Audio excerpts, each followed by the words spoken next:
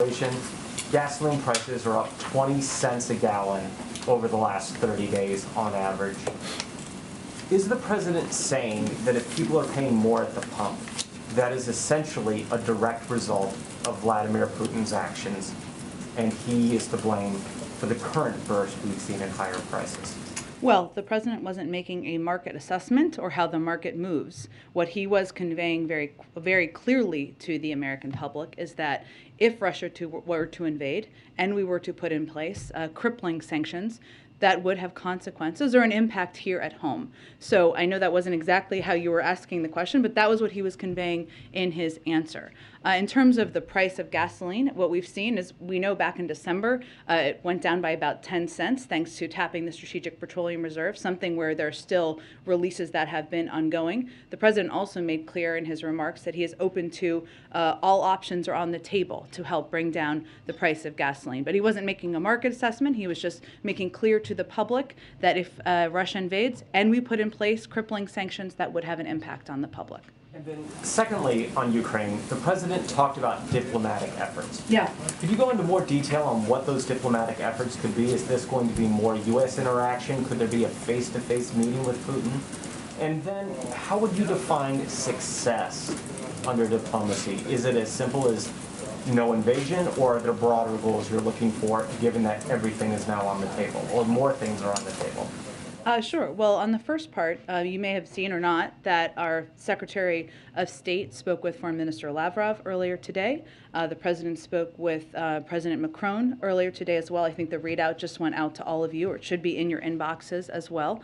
And what he means by ongoing diplomacy is that it will continue at the pace and urgency that you have seen from him over the last several weeks and from his team. And some of it will come from the president, some will come from high-level members of his national security team, and some of it will come from our European partners or NATO allies, who we remain in very close contact with. In terms of engagement with President Putin, as you know, he spoke with him on Saturday, and he believes in the power of leader-to-leader diplomacy, but I don't have a prediction of a next engagement at this point in time. And what about how do you define success? Sorry, I didn't get to that last part of your question.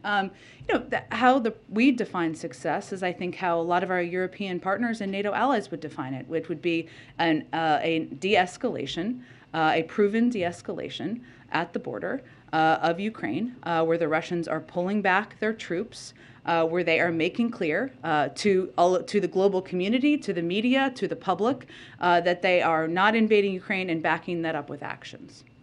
Go ahead. I think, Jen, following up on this energy question, in terms of the impact on our energy, which the president mentioned, and then the consequences here at home, what should Americans be prepared for? Worst case scenario, what should they expect if this happens? Well, I think what the president was touching on was the fact that if Russia decides to invade, there could be consequences here at home, and that could have an impact on energy prices, which could have an impact on prices at the gas pump. And while we are taking active steps to alleviate the pressure on our own energy markets, and every option is on the table to offset rising prices. As you saw the president act last fall, range of options remain on the table. He also wanted to be very clear and direct with the American people about what the impact could be, and the fact that in his view, defending democracy and liberty is never without cost, but we need to convey to the American people exactly what that could look like. One more on Russia. If President Putin decides not to invade, does President Biden consider that a victory? I think the global community would consider that a victory. But again, I think what the president's view is and what the national security team's view is that this is ultimately up to President Putin. And every step we've taken up to date over the last weeks and even months to coordinate with our NATO allies, to stay in close touch with leaders in Congress and members about what our plans are, to put together a crippling sanctions package. What we are doing is we're presenting the choice to President Putin. He ultimately is going to decide which path he chooses. Go ahead. Jen, I just wanted to close the loop on a few things. So the Ukraine has been experiencing a number of cyber attacks today. Yeah. A number of its banks were affected. The defense ministry was affected. Has the United States attributed those attacks to Russia? I don't have anything on the attribution at this point in time. I know there have been a range of reports. What I can say is that We have been in touch with the Ukrainians, our allies and partners, working with them to deter and respond to malicious cyber activity. We have also been warning for weeks and months, both publicly and in our engagements with the Ukrainians as well as our European partners, about the potential for Russia to conduct cyber operations in Ukraine, but I don't have anything more specific on attribution at this point. Okay, and just, kind of moving a little bit into the realm of the hypothetical, there are a lot of steps that... Oh, boy. I know. There are a lot of steps that Russia could take that are short of an invasion, but that are still, aggressive. Yeah. Including cyber, including, there's this step that their Congress has taken on recognizing these breakaway regions in Ukraine as being, a separatist, legitimately as separatist regions. Would the U.S. respond to any things like that with sanctions as you would to, an actual invasion? We have conveyed before, and I'll reiterate now, that we would be prepared to respond with a range of malicious activities or actions that the Russians were to take. Okay, and then one more thing. I know that you've said that there's very little daylight with you and European allies on this issue. The German Chancellor said today that Ukraine joining NATO is simply not on the table. It's not on an agenda item right now. Is that how you would characterize it from the White House? Well, I think as you've heard the President convey, and you just heard him convey in his remarks, our view from the United States is that nations have the right to sovereignty, to territorial integrity, freedom to set their own course and choose who they associate with. So we, the United States, we're never going to pressure Ukraine or any country to join or not join a global alliance. That is up to them and up to the other members of NATO. Go ahead. Thanks, Jen. Just, you say all options are on the table. Let's be more specific on the possibility of a gas tax holiday. Would the White House support doing that? I have nothing to predict for you at this point, but all options remain on the table. He said in his speech, if Russia attacks Americans in Ukraine, we will respond. Is there specific intelligence suggesting that some kind of targeted attack on Americans in Ukraine is possible? I don't think he was suggesting that. I think as we've conveyed, as we've warned and been very clear about the risks that would be posed to anyone who's in Ukraine, including American citizens, were Russia to invade, one of the biggest militaries in the world, that there would be serious risk to civilians. That's, I think, what he was conveying. And with the Ukrainian president slated to be out of his country this weekend to go to the Munich Security Conference, do you guys think that's a good idea for him to be gone right now? I don't think we have an assessment on that from here. Obviously, the Munich Security Conference is an opportunity for any leader to engage with, communicate with other leaders in the world, and obviously the Vice President is going, as you know. He's got a busy day, obviously, with Ukraine, but has the President talked to any Supreme Court nominee? Have any interviews been scheduled? Will they happen in person? Disappoint you here, Ed, and just convey that I think we're not going to give day-to-day updates from here moving forward about whether or not he's done interviews. What I can confirm for you is we're still on track to for the President to make a decision and make an announcement before the end of the month, which is in 2 weeks. We file that under the guidance. He will do some interviews in the next 2 weeks. That's what I can confirm for you. Go ahead, Jackie. Thanks, Jen. We've been told for a long time that some cyber attacks would likely precede an invasion. So if it turns out that Russia is behind what happened today, or is, I guess how I should phrase it is there work being done quickly to figure out if Russia is behind what happened today so that sanctions can be imposed before there is bloodshed? Or is the calculus still sort of centering on force on force or some passing over the Sure. Well, we are constantly doing those assessments, and certainly as any cyber attack happens, that is certainly a process that happens behind the scenes and that our intelligence community and our national security community undertakes, as it would be in this case as well.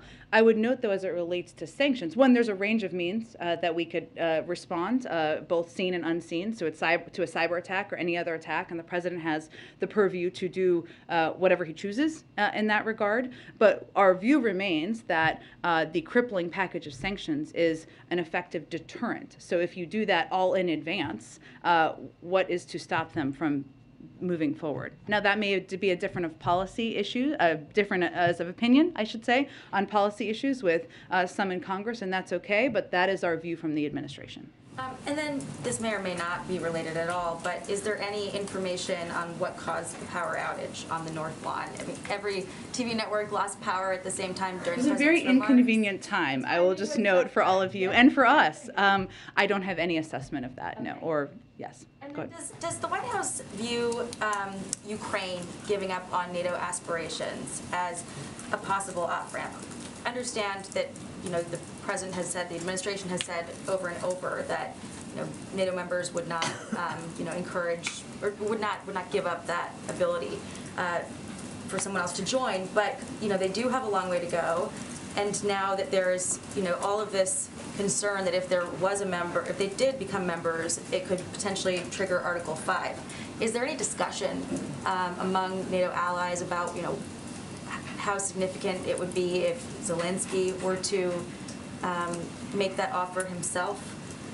Well, we have not raised that from the United States. And again, I would reiterate what I said a little bit earlier, which is that our position is that we are not going to pressure Ukraine or any country to join or not join an alliance, that it is nations have the right to sovereignty and territorial integrity, and that's a choice for them to make. And then why is the administration encouraging Americans who are or fleeing through Poland to bring proof of COVID-19 vaccination?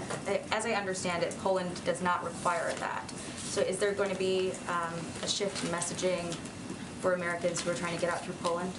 I would check with the State Department on that. I'm happy to follow up with you, for you on your behalf as well. Go ahead, Kristen. Thank you so much, Jen. I want to circle back to the idea of what de-escalation would look like and how the administration would trust that it were actually real. Do you have a sense of how many troops you would need to actually see with your own eyes through satellite images or otherwise would need to withdraw in order for this administration to feel as though Putin were in fact de-escalating? Well, I think, Kristen, that is a decision that we would make in partnership with our NATO allies, right, and European countries. And you look at everything from satellite imagery, something that many of you have access to validation and verification of what they're saying they would do. So I'm not going to be in a position, nor would I expect the Defense Department would be, to give you a troop number. But I think it would be very clear if that were a step they were taking. And I think there have been a lot of mixed messages publicly coming out today. Among them, the NATO Secretary General said that there is cause for cautious optimism when it comes to some of these talks that are happening behind the scenes. Does the administration, does the president share that cautious optimism? Because we heard from the president very firm language.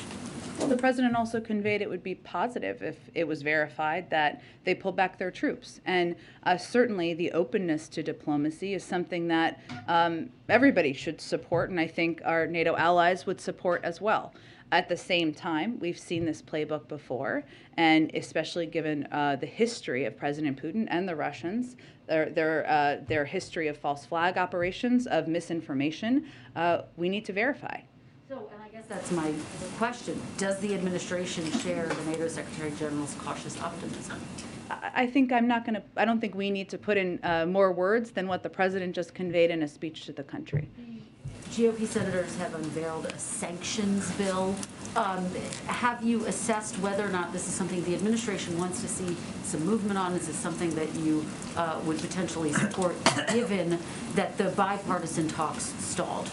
Not yet, because it just came out. But again, our view remains that a bipartisan effort would be the best effort moving forward. And as I conveyed to Jackie a few minutes ago, our view continues to be that the crippling sanctions package we've designed is meant to be a deterrent. Go ahead, Ken. Jen, the Senate's working on this stopgap funding bill. The deadline is Friday. What's the level of confidence that the president will be able to sign that extension by Friday? And separately, has the administration been talking to the two Republican senators who raised concerns, Senator Lee and Blackburn? We are engaged with a range of Democrats and Republicans, and certainly we are hopeful that we will be able to sign this. I would note, though, that I believe, and correct me if I'm wrong here, that one of Senator Blackburn's primary concerns is about a relation to the funding of crack pipes. Is this correct? Which is not an issue. So this is an issue that what is happening here is that's potential to hold up funding the government and important programs around an issue that is not an issue, because we've been very clear that we are not providing funding for crack pipes. And then the Senate Banking Committee had planned to vote on your Fed nominees today. Yeah. There was a holdup there. Republicans have objected to Sarah Bloom Raskin's nomination. What does the administration think of this delay? And is the administration going to provide any additional details to Senator Toomey, some of the issues that he's raised?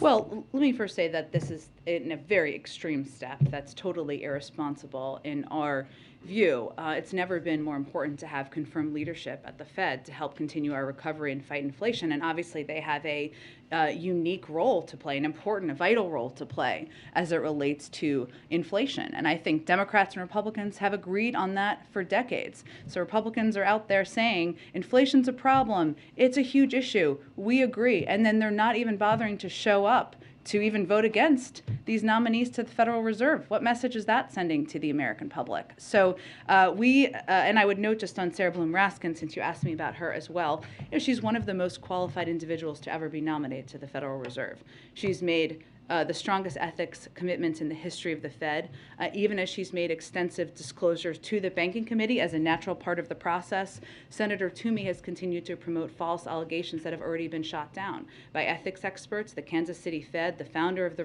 Reserve Trust, and Sarah Bloom Raskin herself. So we're going to continue to work with Chairman Brown on a path forward and look forward to the Banking Committee eventually holding a vote to commit these to confirm these 5 nominees. Go ahead. Is there any entertaining of other options if it stalls in committee? There appears to be some question about whether the Senate as a whole can advance these nominations. Is that something you're exploring, or is that something that you don't think you have the power to do? You mean in terms of different legislative processes or different? There's some speculation that the full Senate could sort of skip the committee vote if it stalls out and bring them forward. Sure. Do you believe that the Senate has that power, or does it have to go through committee? Our focus right now is on working with Chairman Brown on moving these nominees through the committee. Can I ask also on COVID funding? HHS briefed Congress this week, requesting about $30 billion in funding. Can you give us a sense of, A, can you confirm that? B, what in particular do you need this funding for, and has the existing funding been allocated? Sure. So HHS's briefing today or this afternoon was a part of our regular conversations with Congress about various resource needs, including what is needed for COVID response. This is important because while we continue to have sufficient funds to respond to the current Omicron surge in the coming weeks, our goal has always been to ensure that we are well prepared to stay ahead of the virus. So we've been in these ongoing conversations about what those needs might look like, and this was a part of that effort. In terms of funds that have been allocated or spent, more than 90%, so available rescue plan funds, which is where the funding has come from to date, have been obligated or allocated. 90% of that has been for purchases of vaccines and therapeutics, vaccine distribution efforts that have gotten shots and arms testing, including for schools and at other high-need locations. Resources from the rescue plan and prior COVID response bills have enabled us to respond forcefully to the Delta and Omicron surges. And what we're trying to do now is stay ahead and stay in contact with Congress about what those needs might look like. Secretary Blinken said yesterday that the U.S. is not on pace right now to meet the president's goal, the WHO goal, of vaccinating 70% of the world by later this year. Is any of this funding aimed at jumpstarting global vaccination efforts? And can you talk a little bit about why you're not on pace? Is it, for instance, a supply problem, or is it a problem with what Secretary Blinken called last mile type stuff, getting shots in arms, to borrow the language of the college? That is an undervalued part of it, I should say. So I thank you for raising that part of it. So right now we've shipped around 440 million doses and are continuing to aggressively share around 10 million doses a week to the world, free of charge. We're the first country to buy doses for the sole purpose of sharing them with the world. We also bought, as you know, 1 billion doses. And Secretary Blinken, I think, made those comments in part because he wants to rally the world to do more. But a big part of our effort right now, and where we have seen challenge, is turning vaccines into vaccination, which means working closely with our partners on the ground and dealing with hyperlocal issues countries may be facing to increase vaccination. And this is a big part of the focus of Ambassador Power and USAID's Global Vaccination Initiative. But part of it is that shots in arms component. Have we started deferring their U.S. donations because the capacity is the problem more than the supply? There have been moments, yes, where countries are not able to receive the doses that we're able to provide. Go ahead. Thank you. Creating a gas tax holiday takes legislation. Yeah. And I'm wondering, what are other things that the president can do on his own to mitigate a gas price hike because of Ukrainian conflict? What else can he do by himself? And in terms of releasing oil from the SPR, have you made a determination of how much cost rise that would offset? In other words, what good does it do? Yeah. Sure, that's a good question, and those are assessments that our economic team is constantly, of course, making. We did see even the anticipation of the release back in December helped lower the price by about 10 cents, but those assessments are constantly being made. In terms of without a decision being made, which I know you're not asking, but just to be clear, there are steps the president has taken in the past, obviously tapping the Strategic Petroleum Reserve. He has also we have engaged with oil-producing countries around the world. That's something we will continue to do because clearly we need to ensure that the supply out in the global market is meeting the demand. And obviously, Encouraging other countries to produce more. correct. Yes, and that's been a part of our effort, even as we anticipate what impact there could be from an invasion. So, as you know, there's obviously a difference between natural gas shortages and the impact on home heating, which is largely a regional issue. But we have been still in Europe, but we've been still working with partners on that as well, but also on the supply of gas out in the market.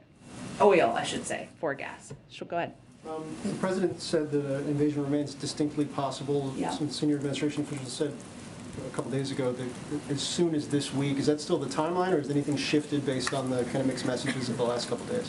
We don't have a new assessment. As I think you heard the president say, there's a distinct possibility, but we don't have a new assessment of a decision being made either. And then I know there have been internal discussions about giving a speech like the one the president gave today for some time.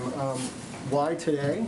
And then the intent behind it. Obviously, it seemed to be looking to hit on multiple audiences to deliver specific messages to them. Mm-hmm. So why today, and why that range of messages?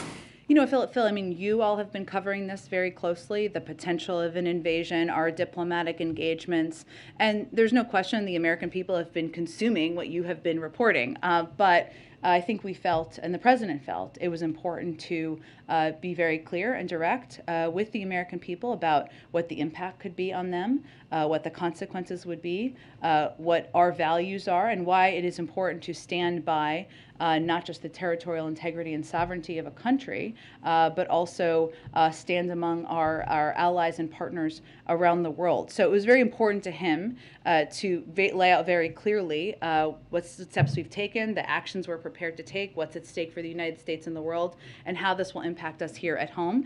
In terms of why today, it wasn't based on, obviously, as you saw, a desire to put out new policy or based on something new internally. It was just the president's interest in feeling it was time to speak directly to the American people about all of those issues. And then just last one on the first point that you made there. Is there concern either by the president or inside the White House that perhaps the understanding or support for kind of traditional Western alliances that have been a pillar of the last 80 years is waning or doesn't exist to the degree that it used to? Well, I think, Phil, yeah, no, it's a good question. I don't have any data assessment of that, but we also are fully aware of the fact that right now the American people are still grappling with a pandemic. They're grappling with rising costs, two big issues the president speaks to quite frequently. And it was important to him to be able to lay out clearly for them what this potential conflict, potential invasion in a place that may feel far away and how could impact them, how that could impact them, and his engagement. Go ahead. Yeah. Thank you, Jen. President Biden today said there's 150,000 Russian troops encircling Ukraine. That appeared to be a higher number than previously reported. I think 130,000 is how most recently we've seen it characterized. So is the president confirming an actual escalation of Russian troops, or why did he present a new number there? Well, I think over the last dozen days or so, we've seen a dramatic acceleration and buildup of troops. And so the president said in his remarks very carefully, it's encircling Ukraine on the border and also in Belarus. And so I think he felt it was important to give an assessment of where things stand. Secondly, regarding a gas tax holiday, you said, quote, all options remain on the table. There is right now a bill from Senate Democrats that would institute a suspension of the gas tax for the rest of the year. Does the White House support that specific bill? We haven't made any decision about additional steps at this point in time. Go ahead. Thanks, Jen. Two questions. As you mentioned earlier, Vice President Harris is headed to the Munich Security Conference this week.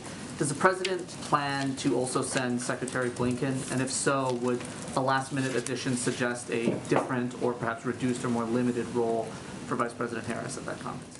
I don't think there's any plans to limit or reduce the vice president's role at the Munich Security Conference or at the global stage. On a global stage, she's going to give a speech while she's there, and she is a vital and important representative for the United States and our values and our intentions at this point in the world. But in terms of plans for Secretary Blinken to attend or not, I can check with the State Department and see. There are plenty of leaders to meet with, so more bandwidth. On a different note, the president continues to talk about his Build Back Better plan. He did so today, did a couple of events last week. What is the White House expectation at this point about the future of that plan? Is there any evidence of any sort of forward movement, forward progress, even on a pared back version of that? There doesn't seem to be a lot of optimism or action right now on Capitol Hill, but can you talk about what the White House expectation is for that and why the president continues to bring this up? Well, the president continues to bring it up because as we talk about the impact of inflation, which most people experience in their daily lives as rising costs, one of the ways that we can address that is by passing legislation that will help lower costs for Americans, whether it's child care or health care or the cost of prescription drugs. And we can do that and fully pay for it by making the tax system more fair. So what is encouraging to the president is that there is broad support for lowering costs for the American people in all of those categories and for making the tax system more fair. And we are continuing to work in lockstep and in partnership with a range of senators, and they're having their own discussions about moving these efforts forward. Go ahead. Thank you very much, Jen. One question on Asian Americans and one question on Ukraine. On Asian Americans, actually, the Team USA gold medal winner, Chloe Kim, revealed as an Asian American, according to AP, quote, "She was tormented online daily. She said she was consumed by the fear that her parents could be killed whenever she heard the news about another brutal assault on an Asian person," unquote.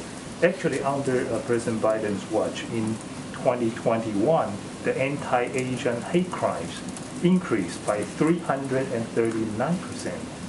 It seems we don't see much action taken by the White House, and even in a press briefing, the very last time you mentioned about Asian Americans was last May. So will the president take some action or even just record a video like what he did last year to raise the awareness?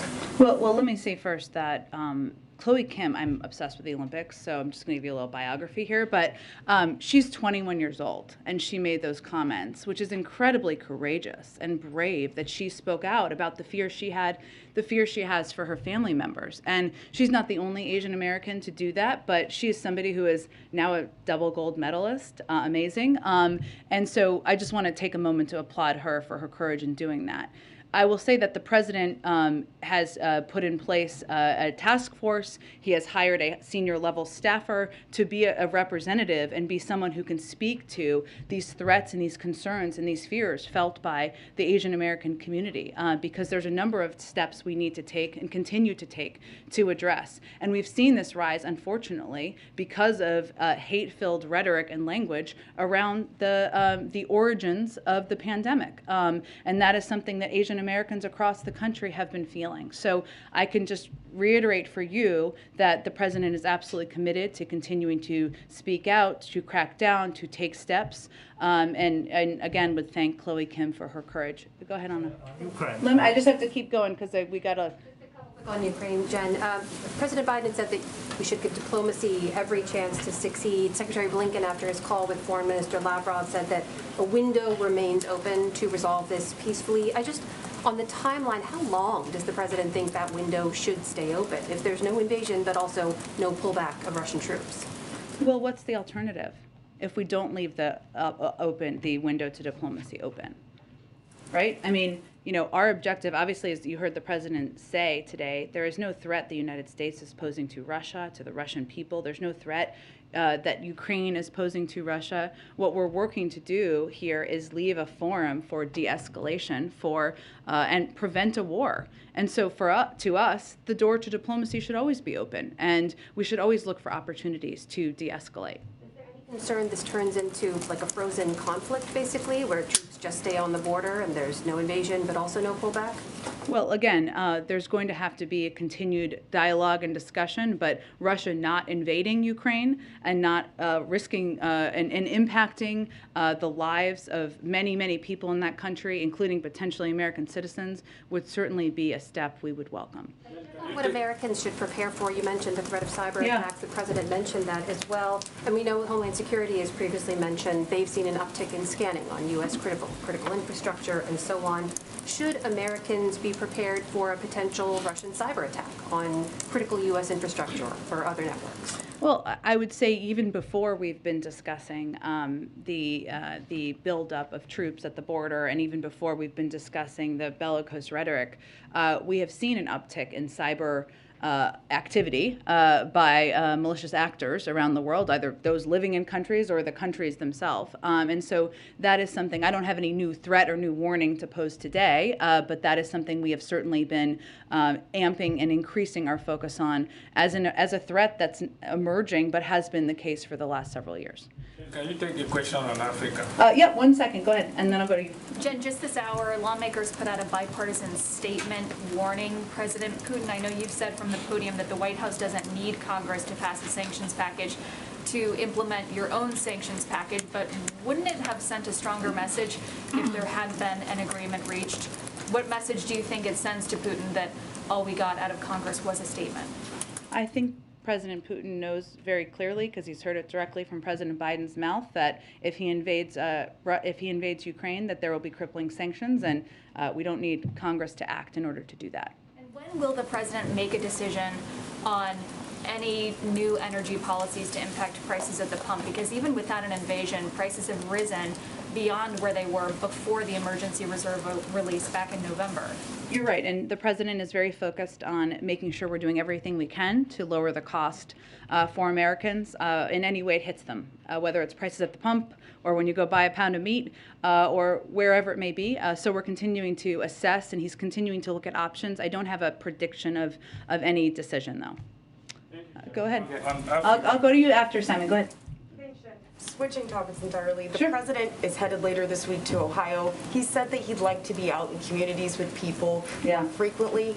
How often would he like to be out there per week? What do you guys ramp every day? Well, but when he says that, what is your anticipation? Is he looking to travel 2-3 days a week? And when would we expect that to ramp up? You know, I think you can expect that to increase around the State of the Union and after. I think we are constrained by a couple of things, including the CR funding, but also the fact that there is a whole lot going on in the world. Even though he can be president anywhere, he also has a responsibility to sometimes be in the White House, or oftentimes be in the White House. So, but he's looking forward to getting out there more in the coming weeks. Does he have anywhere specific that he hasn't been yet, or places that he hasn't been that he feels frequently enough that he'd really like to get back to? Good question. I would venture to guess that he has probably been nearly everywhere, given he ran for president a couple times and vice president. As president, I don't have any prediction of states or readout of states that he's looking forward to going to, but I'm sure he is looking forward to traveling around the country, blue states, red states, across the gamut. Go ahead. Africa, you said Okay, Simon, I'll go to you. Go ahead, Simon. Okay, thank you. It's been 3 months, so if you can allow me to ask 2 questions. The president spoke with Prime Minister Abiy Ahmed of Ethiopia on January 10th. It's been almost a month now, more than a month since that call took place. And the WHO yesterday released a statement saying that they still don't have access to the Tigray region for humanitarian access because the government is not allowing them to have fuel.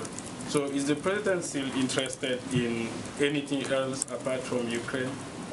Of course he is. The president has to be a global leader in the world, and he is responsible for not just what's happening around the world, but also what's happening domestically. Let me give you an update or a comment from here. We're hopeful that recent steps taken by the government of Ethiopia and other actors might open a path to resolving the conflict. Over the last month, the Prime Minister has taken steps to promote dialogue, release political prisoners, and enable expanded delivery of medical supplies in the Tigray region. We continue to have serious concerns about the humanitarian situation in Ethiopia, and we are focused on working with our parties, with all parties, to end the source of the suffering, the military conflict. Go ahead, Karen. President Zelensky tomorrow is calling for a day of unity, a national holiday tomorrow in Ukraine.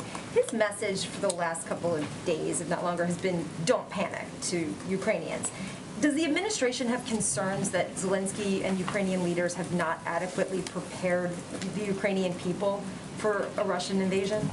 Well, I'm not going to speak to that. What I can speak to is what we feel our role and responsibility is, which is to provide a range of information about what we see at the border, what we see Russia preparing, and our assessment of what impact that could be. Every leader makes their own decisions. And do you have an update on the humanitarian assistance that the U.S. is talking with European allies, should that happen and the Ukrainian people need that?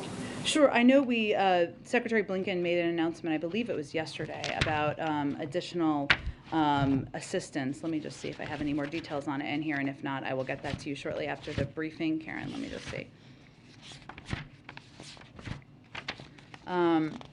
Let's see here. Let me get you, I can get you, let's see, so we just announced, a sovereign loan guarantee to Ukraine of up to $1 billion to bolster Ukraine's economy amidst pressure resulting from Russia's military buildup. This builds on the $3 billion in sovereign loan guarantees we issued to Ukraine between 2014 and 2016. We've also committed more security assistance to Ukraine in the last year than at any point in history, $650 million. And we also announced we're launching a new partnership fund for a resilient Ukraine with our with our allies and partners to continue to expand on that. The last thing is the Export-Import Bank has made available $3 billion in support for projects in Ukraine, and the Development Finance Corporation has a current investment portfolio in Ukraine of approximately $800 million across more than a dozen projects. So we've obviously provided a range of assistance, which we will continue to build on. Go ahead.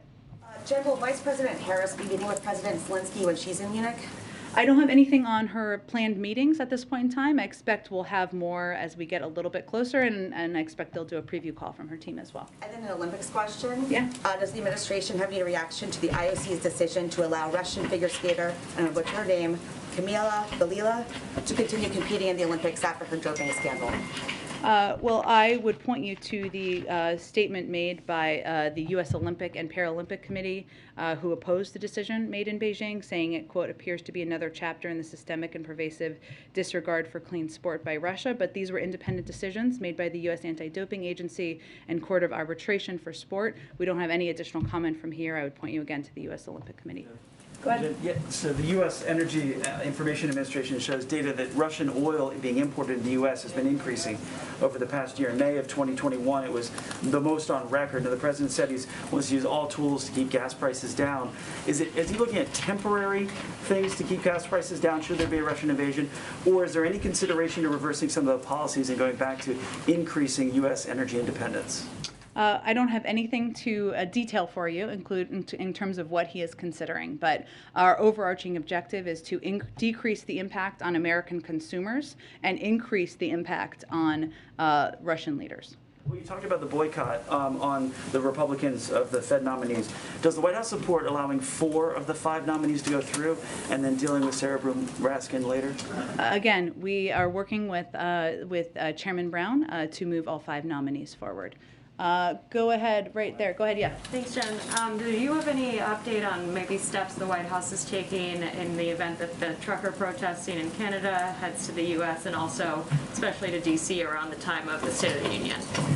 Well, our Department of Homeland Security team has been assessing, and I gave an update last week that they also increased support, federal support around the Super Bowl when there were those reports. I would note the Super Bowl did move forward, and there was no halting of that, so that is a positive development as well. But we are constantly assessing any impacts or any security impacts, but I don't have anything to preview for you.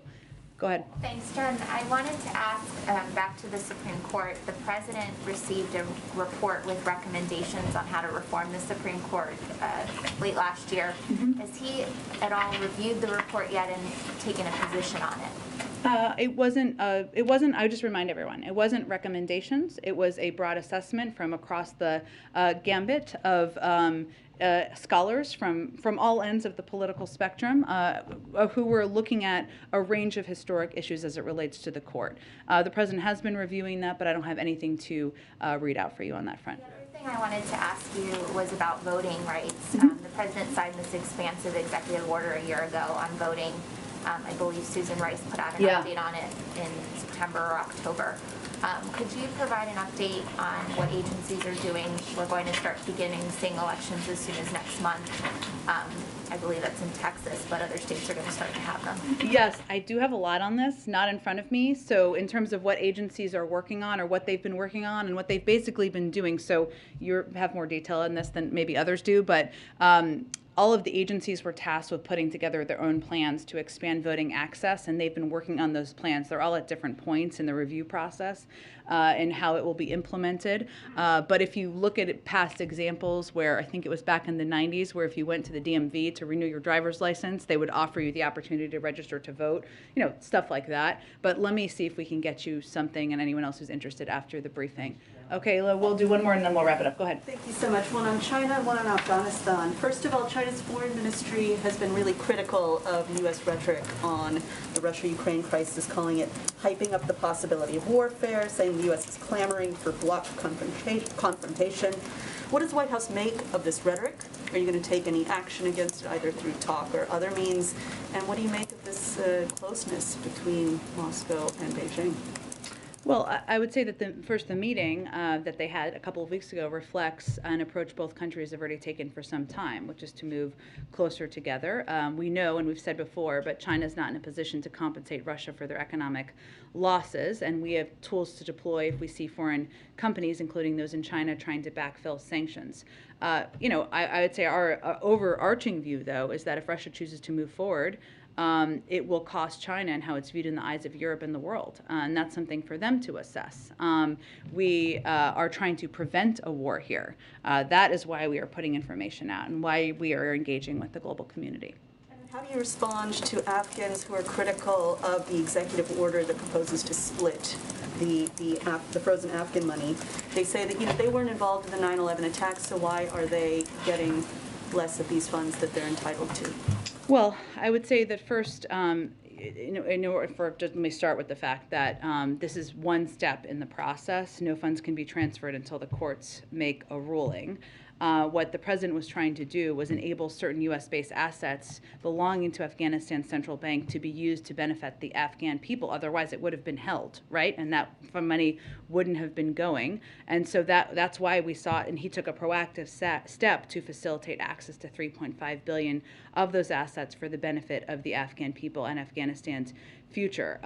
More than, as you know, many U.S. victims of terrorism, including the relatives of victims who died in the September 11th terrorist attacks, have brought claims against the Taliban and are pursuing these assets in federal court. So more than $5.5 billion in assets are going to remain in the United States and are subject to the ongoing litigation. But what I think it's important for people to know and understand is he took this proactive step to sign the executive order in an effort to try to provide some of this funding to the Afghan people. When will that happen? The courts have to rule in order for it to happen. $3.5 billion. Right, the courts have to rule in order for any of the funding to move forward, I believe is my understanding. How's that proactive then?